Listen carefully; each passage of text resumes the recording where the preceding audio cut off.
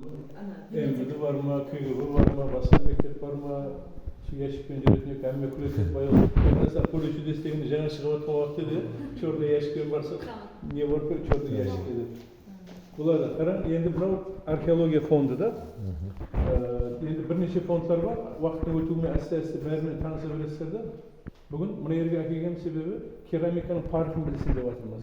Қаяқтан келіп шыққаны, һәм аквайя нәрселермен таныстыра жатқанда бүгін сіздер. Себебі мысалы керамика дегеннің келіп шығуының өзі бірінші кезекте бұл әрбір заманның өзінің, енді біздерде гүләл ыдыс деп айтады ғой, өзбекше сапал дейді. Сол гүләл ыдыстың келіп шығуы сол халықтың өзіне тән мәдениетін үйретуші материал болып есептелінеді. Не себептен мәдениет? Себебі адамдар бір уақытлары пада болып жасаған, ұру болып жасаған, семья болып жасаған, ауылдармен қосылып жасаған. Бұлардың барлығы жасау тәрізі бұл мәдениет болып есептелінеді. Демек сол мәдениет болғанда әрбір ыдысты мысалы қандай қылып пайдаланған ұсулары, пайдаланған жолдары һәм қандай дәрежеде олар трансформация болады. Солармен таныстырмақшымын да сіздерді. Себебі керамика дегеннің өзі біздің эрамызға шекемгі ең алғашқы дәуірлерден бастап пайда болып келатыпты. Себебі адамдар өздерін азықландыруды үйренгеннен кейін, мысалы мына Краеведческий музейде шалаш бар, ядыңызда бар, Ол шалашта аз-маз бір натуры жерлері бар, себебі бұл ұрылықтың формасын білдіретін шалаш, ода бірнеше семьялар жасағанда, бірақ оның ішінде бір қателікті байқап бір көрсеңіздер, ішінде тек бір ғана ошақ бар ол жерде. Ол натура. Ол әдебиетларда, тарихтан білеміз, ондай ұрылық болып жасаған уақытлары ішінде көп семьялар болғаннан кейін бір қанша ошақтар болу керек оның ішінде. Қапылғанда бір 3-4 ошақ болу керек те ол жерде шалашлардың ішінде. Үлкен болатын болғанда, үлкен болатын болу керек.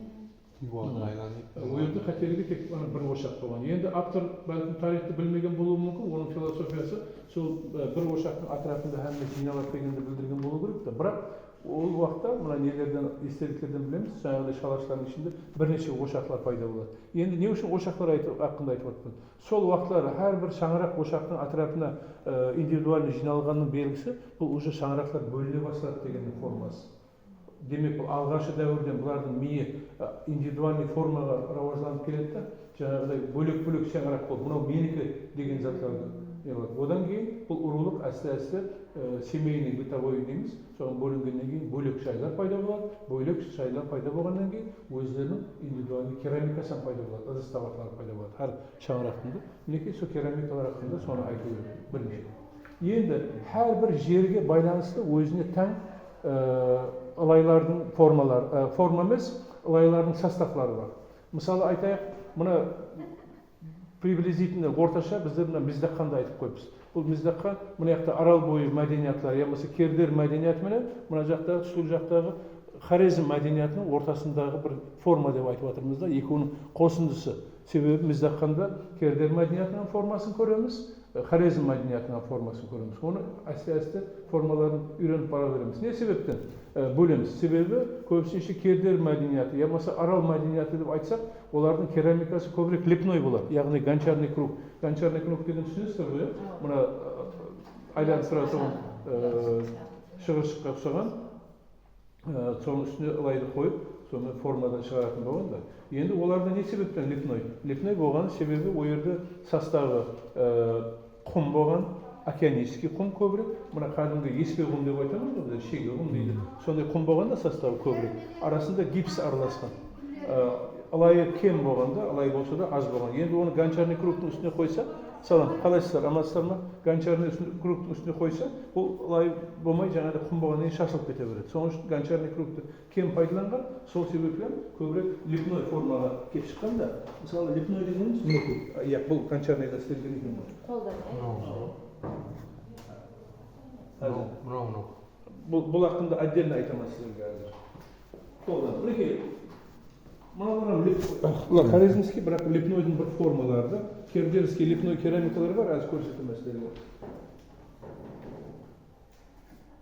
Мысалы мынау бар. Мынау лепной керамика. Алайды алып қолдан соққанда, мінекей, гончарный круг. Бұл қолдың іздері көрініп тұрып, бір тегіс болмайды да, қолмен уже алайды қолдан шығарған белгілі болып тұрыпты. Қолдан сленгенде лепной керамика дейді. Көрдіңіздер ме? Гончарный болса, мысалы, дүп-түзу болады, мінекей. Көрдіңіздер ме? формада шыққан белгілі болып тұрды. Түбі бар, мына тұмсықлары Fragment бар. болса да айыруға болады екен. Бәрін айыруға болады. Нелерін өздері қолданады. Мынау реставрация істелген еді бұлардың барлығы. Енді ол нақысты қазір айтып беремін. Мінекей біріншіден лепной керамика. Ол лепной керамика екі нәрсе. Біреуі алғашқы, дым алғашқы дәуір, екіншісі кердер мәдениетіне тәңді. Себебі уже энеолит дәуірінен бастап, бронза дәуірінен бастап гончарный круглар пайда болады. Сол уақытлары жаңағыдай мына неге істелген, гончарный кругқа істелген. Ал енді хорезм мәдениеті болса, бұл жоғары қарап, мен жаққаннан былай қарап кеткен. Көбірек гончарный кругқа салған. Не себепті? Себебі лайының составы оларда күштірек. Бір затты ұтып алыңдар, Амудария неше әсірлер давамында Памирдан бастап Аралға шейін құйған болса, оның дистанциясы 2400 километр. Точнее, Аралдың жағасына құятын болса, 2417 километр да дистанциясы. Демек, сол әр жылы дельтаға, яғни біздердің әзір жасап отқан жерімізге жылына 14 миллион тонна ил, батпақ әкелетін болған. Бір жылы 14 миллион тонна лай.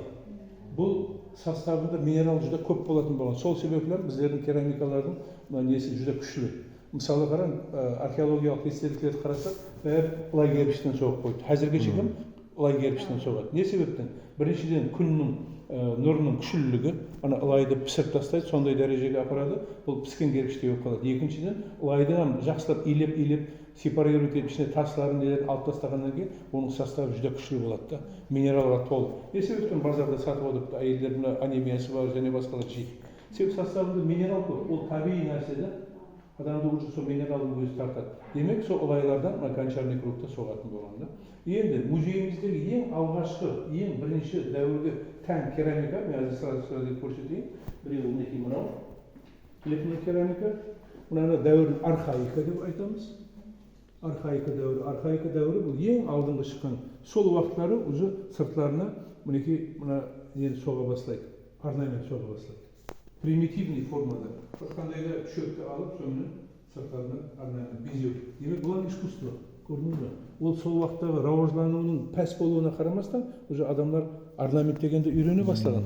Әрқилы өздерінің табиғатқа жақынлығы, табиғатты көріп, бәлкім өсімдікті көрсеткісі келді ме, я шөпті көрсеткісі келді ме, гүлдерді көрсеткісі келді ме, білмейміз. Бәлкім бір қандай да ырымлары бар ма? Соған қарамастан, әрқилы формаларда бұлар бірінші насечкалар деп айтады. Мына орнаментті бұл прочерченный емес, басқа просто насечка. Насечка дегеніміз бөлек-бөлек мынандай формаларды істеп, жаңағыдай орнамент ретінде істеп кеткендер.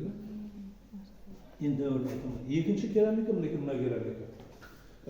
Бұл біздің эрамызға шекемгі 5-ші мың жылдық. Біздің эрамызға шекемгі 5-ші мың жылдықтың керамикасы. Архаика дәуірі. Бұлан лепной. Лепной болғанымен сыртында қарап, елочный орнамент деп айтады. Бұл елочный орнамент қаяқтан кеп шыққан? Салам алейкум.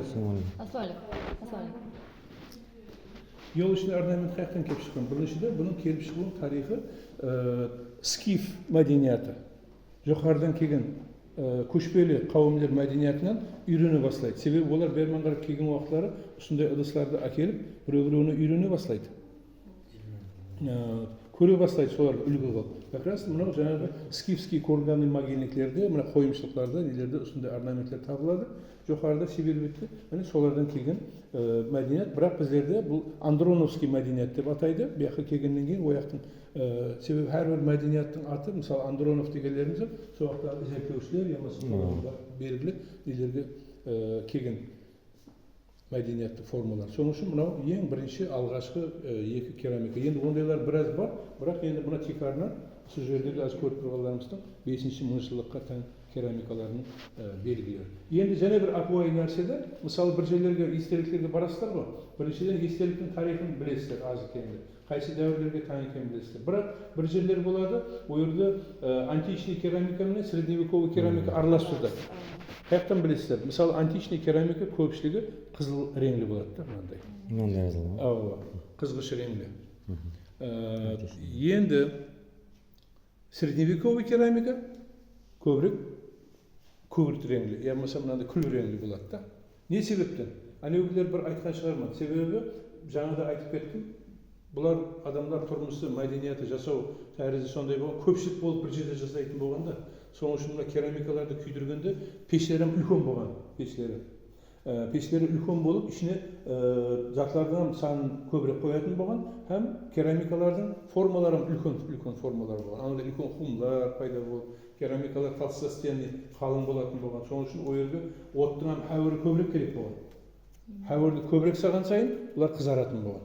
Ал орта әсерлер дегеніміз, бұлар айтайық күгірт реңлі, күл реңлі керамиканың пайда болуы, бұл 9-шы әсерлерден бастап пайда болады.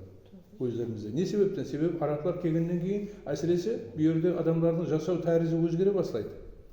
Басқаша болып жасайды адамдар. Демек, семейный форма, индивидуальный форма деген көбірек пайда болады. Демек, бұл жерде уже пешлердің формалары өзгеріп кетеді.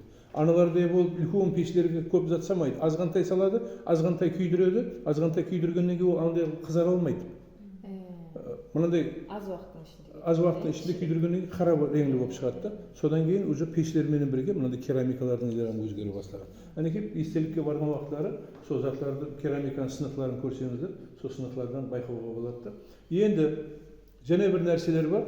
Гей-пара керамикаларды көрген уақыттары, мына әсіресе қызғыш керамикалардың араларында, енді оны анаяқтағы нені көруіңіз керек шығарда, научно-вспомогательныйда бір тауып көрсетемін, кейін керамикалардың ішінде біреулерінде мусор көп болады. Негізінде керамика,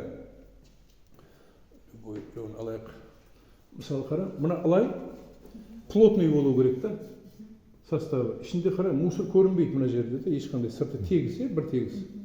Ал енді бір керамикалар бар, сыртларында дігір нелер мусорлар көбірек көрініп тұрады. Сынық болып мынандай жарықтың ортасын қарасаңыздар, ішінде мусорлар көп болады. Не себептен? Себебі ол лай тазаланбаған. Орысша айтқанда сепарация деп айтады, сепарировать ету керек. Лайды ұнтағаннан кейін ішінде тасларды айырып алу керек та. Негізінде бұл ыдысқа таслар пайда келтірмейді, тез сынып шатынайды деген нәрсе. Енді бірақ соған қарамастан гей-пара мынандай қызғыш керамикаларда әсіресе ішінде мусор көп көреміз. Бұл қайсы дәуірлерге тән? Біздің эрамыздың 3-5 әсерлеріне тән. Не себептен? Себебі сол уақытлары 3-5 әсерлерде жаңа империя, яғни түрк кагонаты келе бастайды. Түрки қауымдар келе бастайды. Бұл түрки қауымдардың саясатын, әрбір нәрсені сол уақыттағы саяси мәдени неге байланыстырып іздеп көру керек та. Сол уақытлары, сол дәуірлерде келген уақытлары 3-5 әсерлерде империя құлаған уақытларды бұлар бір жүзде жарлы мемлекет болады. Қайттан нөлден бастауға тура келіп қалады көп нәрселер. Сол дәуірлерде бұлар адамдарға ауылдар ырай бастайды, арқа жаққа көше бастайды. Адамдарға бірақ бәрі бұлар ыдыстар керек. Керек болғаннан кейін бұлар не қылады? Сыпатына емес, санына көңіл бастайды. Бұндай баяғы союз ауқан тарқаған уақыттардан сондай көп нәрселер Қытайдан, Ираннан келеді, жүзде сыпаты жоқ. Мысалы электроникалар келеді, тоққа бір тықсам күйіп кетеді, сонымен тасталына беретін нелер келеді. Тап сол дәуір 3-5 әсерлерде болады. Керамиканың ішінде мусор көп болады. Лайды сепарировать етіп, бұрынғыдай тазалап, ұнтап отыруға уақыты жоқ. Сол лайды ала сала, илеп, жаңағыдай гончарный кругқа салса салады, самасы қолдан істейді. Сөйтіп, жаңағыдай формалар шығара бастағанда 3-5 әсерлерде сондай болған. Соның үшін мусор көп көреміз. Бірақ орта әсерлерге келіп, мынандай лепнойлар болады, гончарный болады, бірақ соған қарамастан бұлардың реңі жаңағыдай қара рең, күл рең болады. Себебі бұлардың барлық пешке байланысты.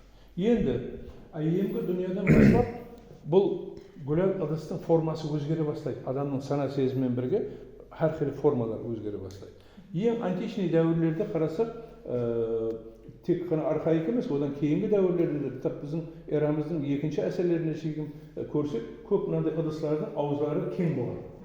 Широкогорный деп айтады да, жүдә көп. Енді орта әсерлерде де бар ондай. Бірақ көбісінше античный дәуірлерде көп. Жаңағыдай широкогорный. Мысалы, алып қарайық мәселе пушит. Мұны ранний средневековый.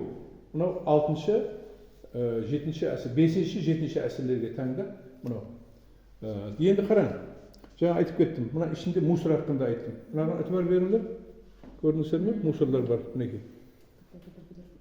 Сол себептен мынау шашырағанда, мына ішінде керамиканы қараң, іші дігір-дігір болып тұр. Көрдіңіздер ме? Мұхаббат қараң. Мына ішлер дігір-дігір, тегіс емес. Бірақ гончарный кругқа салған мынаны. Салғанымен, мына сыртында да көрініп тұр. Мынаны қараң, мінекей. Таслардың, мусорлардың нелері. Көрдіңіздер ме? Дігір-дігір болып міне. Бұл сепарациядан өтпеген. Мына жерлерде де тесіктермен мусор еленбеген да. Мінекей қара, мусорлармен шығып тұрды. Бұл ранее средневековый, сол 5-7 әсірлердің керамикалары қаяқты екен мынау? Так. Сол ранее средневековый керамикалар бұлардың бар. Пердебай қаяққа кетті?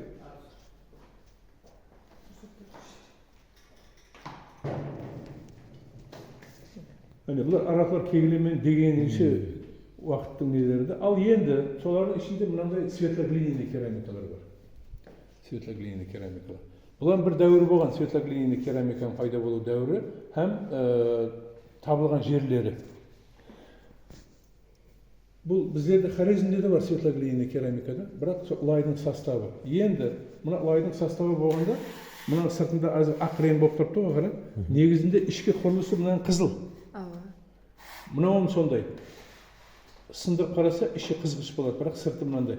Енді бұл адамлар таза форма ойлап табады да, или поливной керамика деген анандай оларға hakkında айтамын, пайда болмаған, бірақ істеген ыдысын пешке самастан бұрын сыртын бояйтын болған. Аквай ылайменен бояйтын болған да.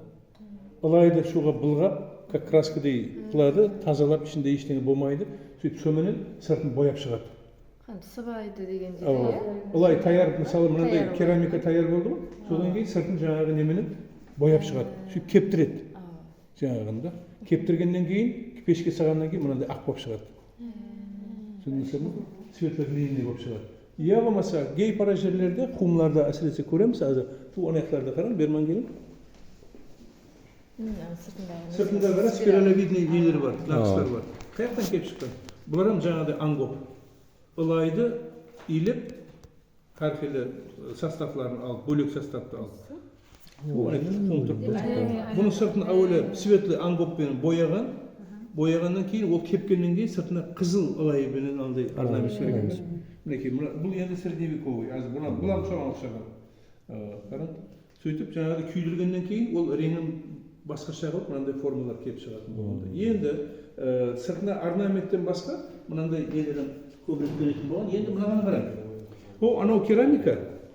Сыртында спирали бар керамика. Бұл античный керамика. Біздің эрамызға шекемге екінші, бірінші әсірлердің керамикасы да анау. Мынау болса, бұл 12-ші әсірдікі. 11-12-ші әсірді. До-моңғолский период. Бірақ сыртында сондай орнамент бар. Бұл гүлдірісіне шыққан шығар деймін, по-моему, гүлдірісіне шықты. Енді көп адамлар хайран қалады да, бай кітапқа да кіргенде. О, мынау сен Хорезм Шахский деп қойыпсың, мына орнамент бұл африканский ғой, крайний ғой дейді да. Бәлкім сол ұста, бұл единственный экземпляр біздерде, басқа жоқ я бұндай. Бәлкім сол ұста, мынаны соққан ұста, сол айемгі анандай керамикалармен таныс болған болуы мүмкін, солар көрген болуы мүмкін да. Сөйтіп ұнап, мынандай не соққан болуы мүмкін, орнамент соған ұқсатсыз қызып. Қара? Спиралевидный қылып. Оны қалай айырсақ болады? Қалай айырсақ болады? Айтамын. Дәуір. Мұна неге қарап білесің? Формасына қарап білесің. Формасына қарап білесің. Енді орнаментті ұқсас қылып соққан. Енді қара, мұна Хорезм Шахский дәуір, до-моңғолский. Біріншіден формасы, мынандай шар формасы болады Хорезм Шахскийде, һәм ручкасы, петлевидный ручка дейді, жоғары мынандай биік болмайды. Мынандай пәс болады ручкасы да, горловина узкий болады. Енді қара, осындай көкшелер бар. Гыдыр-гыдыр екен сыртылар. Бұл енді гончарный круг, жаңа айландырған ғой. Айландырған уақытта сыртын тазалағанда, инструментпен тазалағанда сыртын. Соның ізлері мынау. Яқынандай гыдыр-гыдыр. Енді арасында кеткен ауа, арасында кеткен. Бірақ енді бұларда көбісінше жаңа сепарировать етіп былай тазалайтын болғанда, бірақ бұда да болған ішінде мынан қара. Мусорлар көп арасында. Енді бір-біріне ұқсас көшелер бар да, мысалы Жамбыл қаланы алып қарайық. Жамбыл қаланы Хорезм Шахлар дәуірі бар бөлек, моңғоллар дәуірі бар қоңыстаста бөлек. Енді бірақ көшелері бірдей болады. Қалай айырамыз мынаны моңғоллар дәуірінен Хорезм Шах дәуірі? Мынау Хорезм Шах дәуірі дедік. Шар формасында, ручкасы онша биік емес.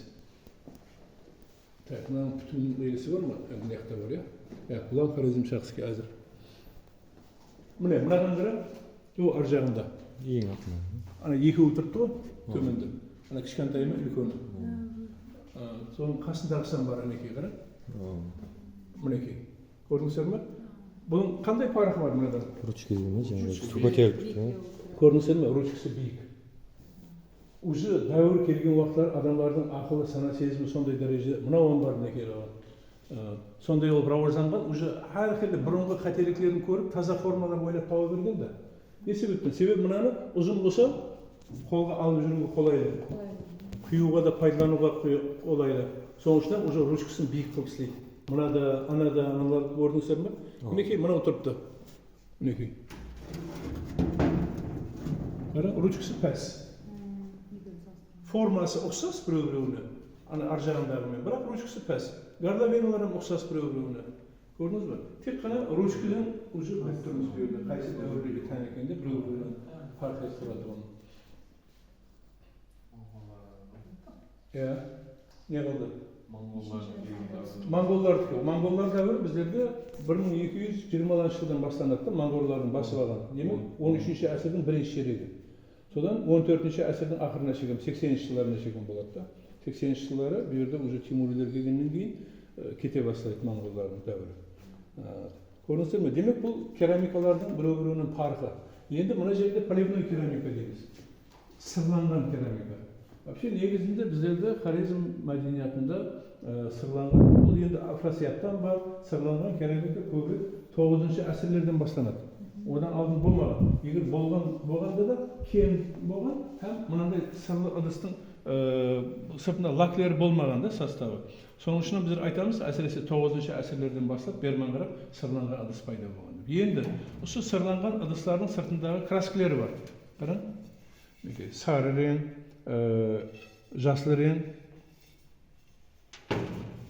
мыналарда көреміз қара рең мен қызғыш рең, бірақ тикарды реңі ортасындағы несі сарылы, лимонный полива дейді да. Көрдіңіздер ме? Көпшілігінде сары рең. Бірақ ішіндегі бояулардың составлары жасыл, қызыл, қара көбірек болады да. Некей. Көрдіңіз бе? Бірақ центральный поливасы основной. Бұл сары болады. Некей көріп тұрмыз. Көрдіңіздер ме? Орнаментлерін примитив формада болады, ондайдың бай формада емес. Мінекей мыналарға қарай, ішінде лаклері жоқ. Полива істемекші болған, орнаментлерді примитивный формада соқпақшы болған, мінекей күйдірген. Бұл ранний сол 9-шы, 10-шы әсірлердің керамикалары. Енді бұл бір. Екіншіден мінекей поддон дейміз, түбі. Түбіне қарап білуге болады. Мысалы, раскопка істеп жатырсыздар, айтайық, я вспомогательный фондта поливной керамиканы таптыңыздар. Тек түбі бар. Түбінен парқ қылуға болады. Қазір мінекей соларды көрсетемін сіздерге. Мынау полукальцевидный форма деп айтады. Ярым кальцияда, бұл жаңа уже үйреніп кетірген уақыты. Мінекей мыналарға қараң. Мынау қандай? Тегіс. Плоский поддон деп айтады. Демек, жаңа 9-шы, 11-ші әсірлерге қарап, поддон мынандай тегіс болғанда. Еле ол астын тазалап алу, кальциовый форма істеу уақытта онша болмаған. Себебі гончарный кругқа істейді, айланып тұрған уақытлары сымды алып, сымменен астын кесіп алады да, астын тегіс қыл. Түсіндіңіз бе? Сөйтіп соменен бұл тегіс болып шығады оны. Ал кейіні бар, әсте-әсте уже үйренеді, мынаны тазалауды үйренеді. Яғни гончарный кругқа төңкеріп қойып, айланып тұрған уақытта пышақпенен қырып, домалақ қылып ішін ойып алады. Не себептен? Себебі ана тегіс поддонға қарағанда мынау жақсырақ болады да. Себебі қойған уақытлар бұл тегіс тұрады. Анау осы тегіс тұрмауы мүмкін. Себебі тегіс қисық болып кесіледі да бір уақыттар. Мынада да бәлкім байқаса болады.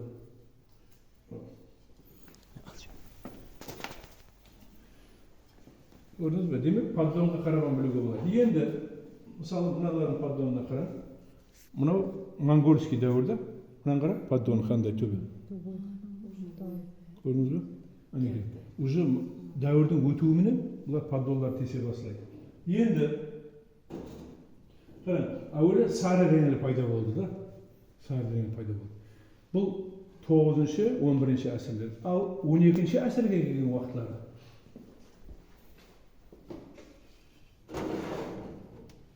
Мінекей мынандай ыдыстар пайда болады. Іші тек қана жасыл реңді.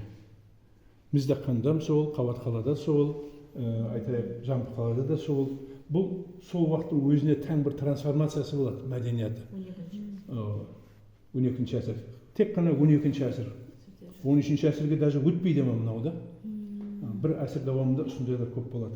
Енді қараң, мынау негізінде бракованный ыдыс болған. Бұндай ыдыспен пайдаланбайтын болған. Не себептен? Асты шала сленген, қиып алынбаған, дұрыстап? Көріп тұрсыздар ма? Тегіс емесе. Екіншіден, мінекей мынаны көріп тұрмыз. Үш нәрсені көрдіңіз бе? Бұл подставка деген. Себебі пештің үстіне сағым уақытлары, мына ыдыстарды біреуінің үстіне біреуі мынандай салатын болған. Енді мынау краскілері кеумеген елі да, тек сорыққан. Соның үшін мына жабысып қалмасын біреу-біреуіне күйген уақытта деп, ішіне үшмейші біздерде бар шығар, кейін бір көрсетемін. Астында кішкентай тұяқшалар болады, ыдыстың ішіне қояды да, соның үстіне керамика қояды. Оның үстіне де мынандай затты қойып, керамика қойып, этаж қылып жинайды да. Әммесінің ішінде бар ма сонда мынандай? Әммесінде емес, себебі мынау дұрыстап кеумеген да, сорып қалған. Поливаға жұлып алған. Мына поливаға жабысып қалған, мына көрдіңіз бе? Соның үшін бракованный ыдыс деп пайдаланады да. Бақаншақ араластырған несіне? Составқа ма? Енді оны азыр айтамын, оған келеміз. Бірінші формаларды мен краскілерді алып алайық да. Демек, бракованный екенін білуге болады. Себебі ішіне жабысып қалған, сыпаты аз. Оны уцененка дейміз, біздің тілмен уцененный товар деп есапласақ болады. Енді жаңағы бұл 12-ші asır. 13-ші, 14-ші asırlar Monголдар дәуірі дедік, Алтын Орда дәуірі. Алтын Орда дәуірінің керамикасы уже басқаша болады. Не себепті? Себебі басқа елдермен соған сол Хорезмшахлар дәуірінен бастап жібек жолымен қатынасып беккен болғаннан кейін басқа жақтардан көп ыдыстар келе бастайды. Демек, бұлардың ішіндегі краскілері бұрынғысымен қалғанымен ішіне әрқилы бояуларды береді. Әрқилы краскілерді, мына орнаментлерді бояй бастайды. Мынаны қара, балықтың реңін беріп қойыпты бұл жерде, балық шоу. Мына жерге арабша жазуларды беріп қойыпты қаптауларына, стилизованный формада. Енді бірақ негізінде мұсылманшылықтың тәрізі бойынша мынандай тірі хайуандар болсын, адам болсын сәулелендіруге болмайтын болған.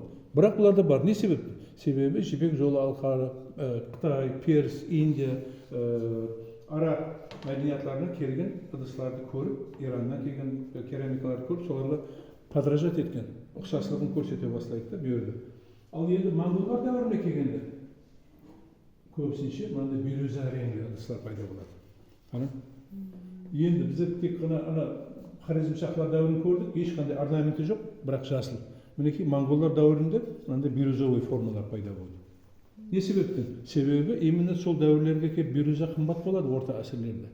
Мына тарихи естеліктерді көріп жатырмыз, мысалы Хиуа, Бұхара, Самарқандтағы, өзіміздің Мыздақхандағы, Өнер-Гөнештегі декорларды қарасақ, девалларда бирюзадан істелінген терракотовый формалар жүр көп. Демек, осы ыдыстардың мына реңін керамикаға да түсіре бастайды. Бұлар көрдіңіздер ме? Енді бұлар тек қана мысалы қолдай бояп қоймай, мынандай орнаментлерге де түсіреді бирюзовый реңді да, басқа нелермен қосып. Бірақ тикарғы реңі баста мысалы сары болды, одан кейін жасыл болды, ал кейінгі основной тикарғы рең бирюзовый, мінекей көріп тұрсыздар ма? Бирюза реңді. Бірақ үстіне басқа реңдерді бере береді, қара рең береді, қызыл рең береді. Мына жерде көріп тұрмыз тикарғы рең, бұл бирюза реңі. Бұл демек жаңағы монголдар дәуірінде 13-ші, 14-ші asırда. Енді қара жаңағы составын айтып кетейік. Мынаны қара, мына составында ішінде ақшыл не бар, форма бар. Не себептен жаңағы бақаншақ деп айтып отырмыз, жүзәл тұрысы нәрсе. Себебі біздің жеріміз бұл океания болған жер, Тесис деген океан болған дейміз да мысалы.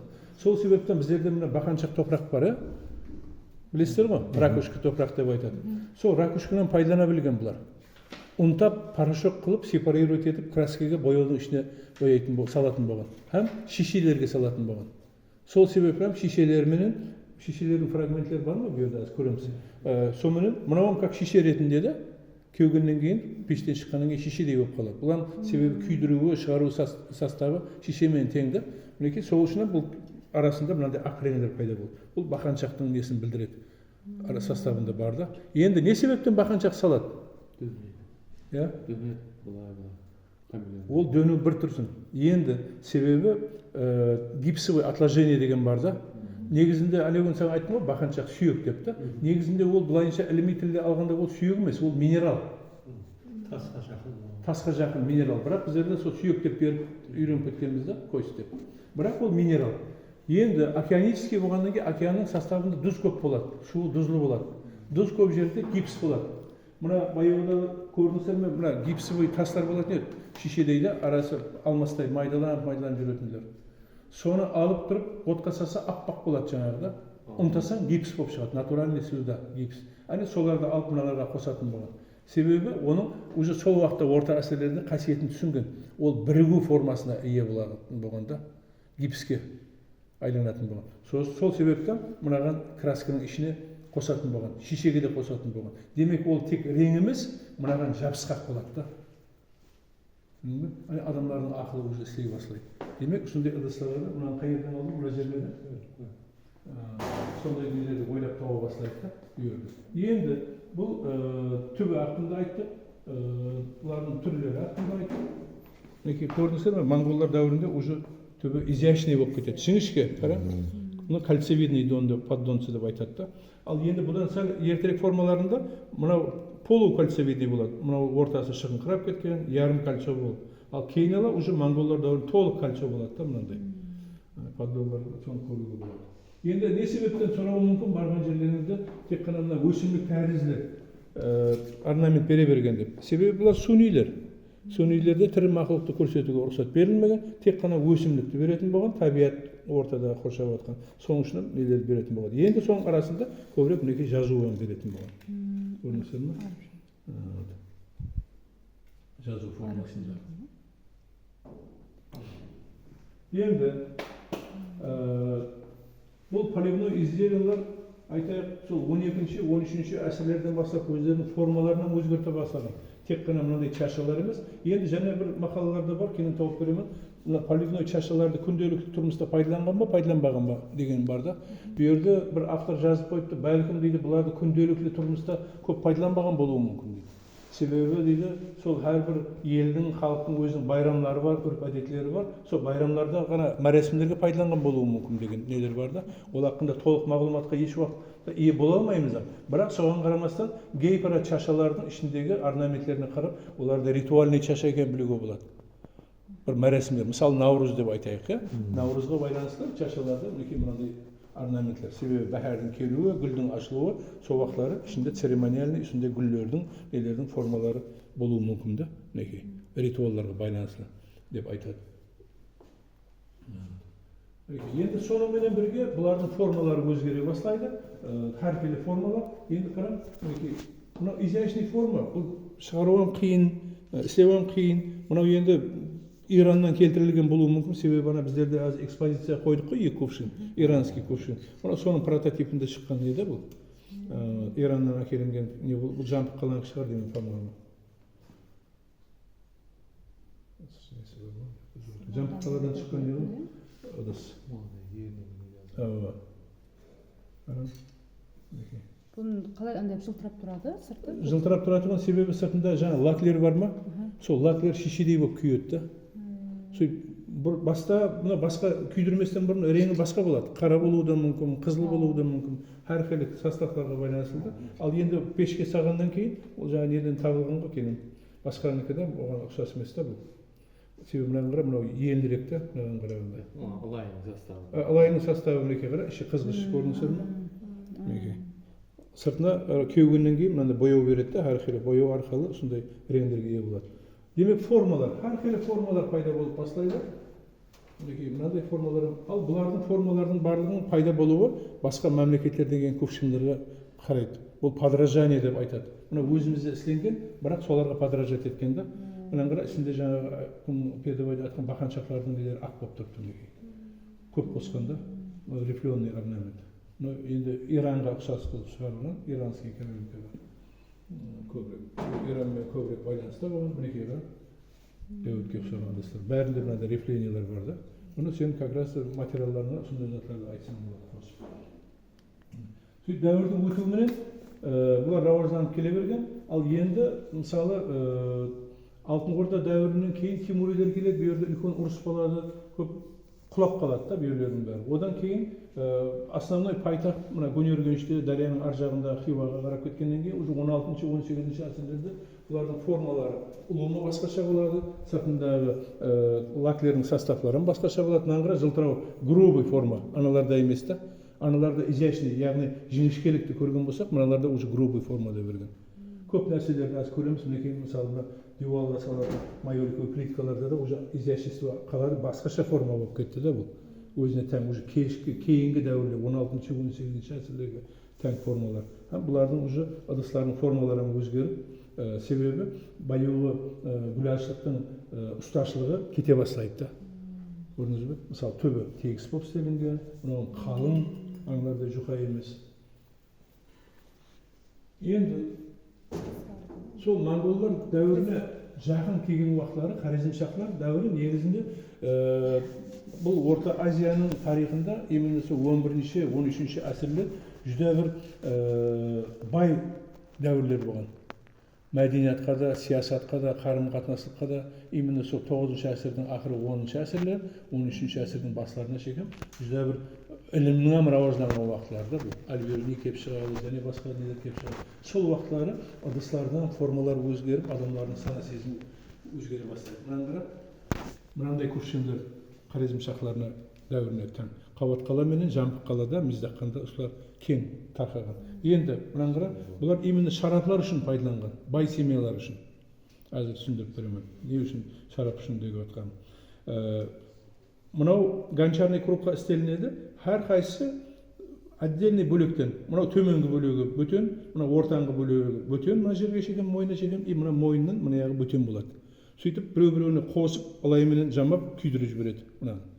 Енді қызық нәрсе, мына көпшендерді, мынаны сындырып қараса, мына мойында сеткі пайда болады. Біздерде отдельный нелерім бар еді, сеткілер. Сомағайтылы. Кейінен бір ядыма салып, маған тауып әкеп көрсетеміз. Керамиканы жұқа қылып, мына мойнына жапсырғанда, ішіне сөйтіп тескен. Күйдірместен бұрын, мынаны қоспастан бұрын. Себебі, мынаның ішіне мейуелерді салады. Мынаны бөлек-бөлек күйдіреді да. Сөйтіп күйдіріп болғаннан кейін ішіне мейуе салады. Любой мейуен. Сөйтіп мынаны қақпақ қылып, мынаған қосып, ылаймен жабыстырып тастайды мынаны. Түсіндіңіз бе? Не себептен? Себебі мейуе ішінде тұрып бродить етеді. Су құйғаннан кейін. Уксус, вино, араққа ұқсаған заттар пайда болады да. Соклер пайда болады. Енді бұлардың қақпақ салатығын нелерін көрсек, мына тығын тығуға жүзде қолайлы қылып істеген да. Мынау енді реставрация істелінген, бірақ негізінде әзір оригиналын көрсеткен. Мыналарға қарам, мойынларына.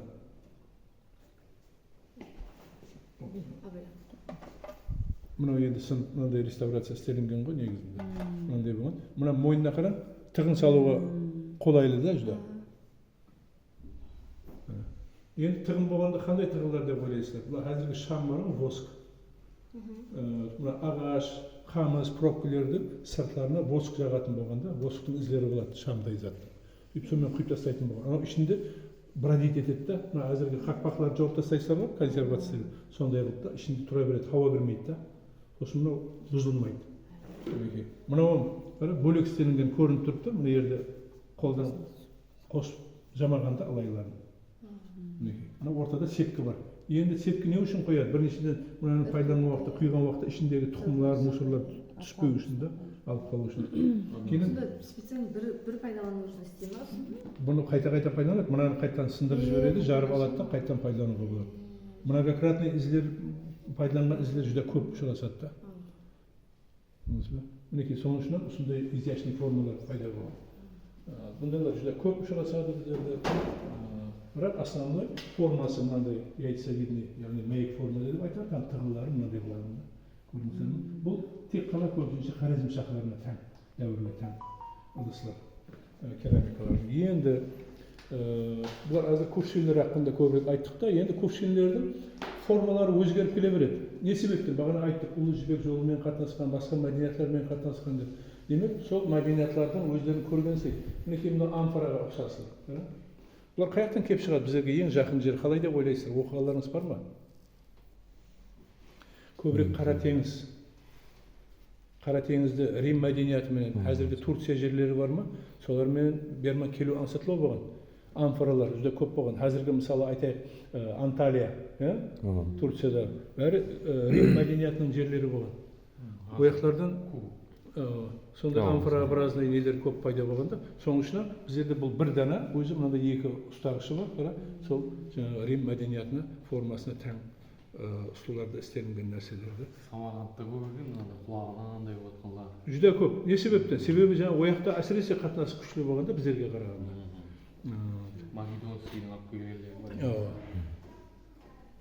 Так, енді сол көпшелер менен бірге сол дәуірлерде басқа үлкен ыдыстар пайда болған. Мысалы мынандай легендер, көрдіңіз ба? Легендер. Не себептен? Себебі бұл тұрмыс мәдениеті болғаннан кейін әрқилы қамыр егеу керек болған, кір жуу керек болған, баняда шомылу керек болған, солардың бәрінің үстінде үлкен ыдыстар пайдаланады. Бұлардың қаншалықты көптен істелінеді?